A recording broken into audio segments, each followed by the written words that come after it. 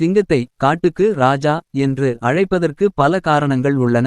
இது இயற்கையாகவே அதன் தோற்றம், பண்புகள் மற்றும் மனிதர்களின் கலாச்சார புரிதல்களுடன் தொடர்புடையது. 1. சிங்கத்தின் தோற்றமும் வலிமையும். சிங்கம் பாந்தெர்ரெல்லியோ ஒரு பெரிய பூனை குடும்பத்தைச் சேர்ந்த விலங்கு. அதன் உடல் அமைப்பு, பெரிய தலை, தடித்த பிடரி மயிர், மேன் மற்றும் வலுவான தசைகள் ஆகியவை அதற்கு ஒரு கம்பீரமான தோற்றத்தை அளிக்கின்றன. போன்ற பிற பெரிய பூனைகளை விட சிங்கம் தனது பிரதேசத்தை ஆதிக்கம் செலுத்துவதில் தனித்துவமானது. ஒரு சிங்கக்கூட்டம் பிரைட் பொதுவாக ஒரு ஆண் சிங்கத்தால் தலைமையேற்கப்படுகிறது. அது தனது பகுதியை பாதுகாக்கவும் பிற ஆண்களை விரட்டவும் தயாராக இருக்கிறது.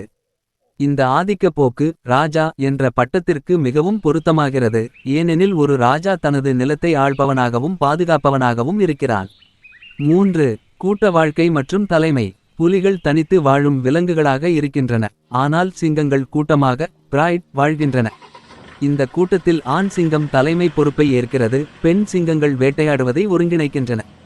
இது ஒரு ராஜாவைப் போல தனது குடிமக்களை கூட்டத்தை ஒருங்கிணைத்து பாதுகாத்து ஆளும் தன்மையை பிரதிபலிக்கிறது.